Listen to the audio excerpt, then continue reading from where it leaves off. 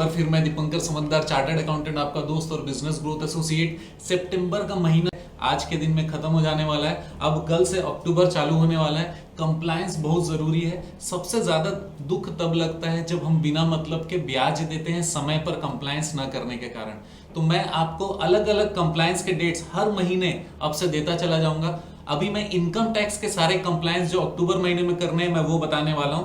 मेरे अगले वीडियो में मैं बाकी सारे कंप्लायंसेस आरओसी, पीएफ, ईएसआईसी उसका डिटेल बताने वाला हूं। दोस्तों 7 अक्टूबर 2019 को दो ड्यू डेट्स हैं। सबसे पहला, जो मंथली टीडीएस जमा करते हैं वो सितंबर 2019 का टीडीएस जमा कर देंगे।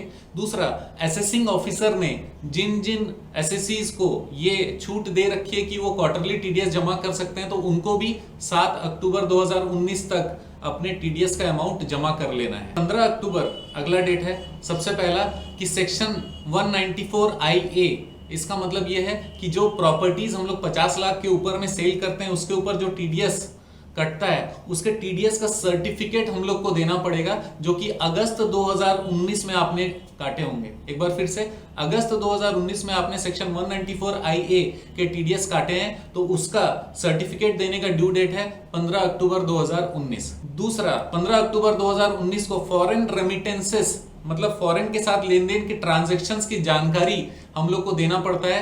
फॉर्म नंबर 15CC में हम लोग को जानकारी देना है सितंबर 2019 के सारे लेन देन का। 15 अक्टूबर 2019 को एक और काम करना है, वो है टीसीएस का रिटर्न फाइल करना है, क्वार्टरली रिटर्न। टीसीएस मतलब टैक्स कलेक्टेड एट सोर्स का क्वार्टरली रिटर्न फाइल करना है। चौथा, 15 अक्टूबर 2019 को 15G और 15H के जो फॉर्म्स आते हैं वो फॉर्म्स को अपलोड करने की जरूरत रहती है। नॉर्मली बैंक्स रिसीव करती है 15G और 15H के फॉर्म कि वो फॉर्म में ये लिखा रहता है कि आपको टीडीएस काटने की कोई जरूरत नहीं है। तो ये 4 काम हुए 15 अक्टूबर के, ध्यान रखिएगा।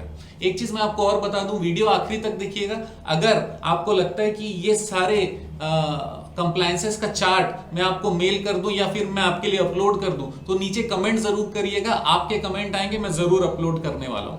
30 अक्टूबर 2019 को सबसे पहला काम यह है, सेक्शन 194IA जो मैंने बताया था, प्रॉपर्टी 50 लाख से ऊपर वाला जो प्रॉपर्टी हम लोग सेल करते हैं उस पर 1% का टीडीएस कटता है, उसका चालान कम स्टेटमेंट जमा करने की जरूरत रहेगी, जो कि सितंबर महीने के अंदर का जो चालान ड्यू है वो चालान आपको पे करना है स्टेटमेंट के साथ में। कब? 30 अक्टूबर 2019 को। अब दूसरा काम, 30 अक्टूबर 2019 को 194IB के तहत किराए पर जो टीडीएस कटता है उसका भी सितंबर का चालान कम स्टेटमेंट जमा करना है। कब? 30 अक्टूबर 2019। 30 अक्टूबर 2019 को ही ड्यू डेट एक और है, वो है कि जो पर्सन टैक्स कलेक्ट करता है उसको सितंबर क्वार्टर का जो टीसीएस सर्टिफिकेट है वो जनरेट करके अपने जिनके उन्होंने टीसीएस काटे वो उनको देने की जरूरत है। तो 30 अक्टूबर में ये 3 काम होंगे। अब 31 अक्टूबर 2019 में सबसे पहले आपको पता ही है कि टैक्स ऑडिट का जो ड्यू डेट था 30 सितंबर से बढ़ के 31 अक्टूबर हो गया था। तो 31 अक्टूबर को टैक्स ऑडिट रिपोर्ट्स और उसके इनकम टैक्स रिटर्न्स अपने को फाइल करने, सबसे पहला मोस्ट इंपॉर्टेंट चीज।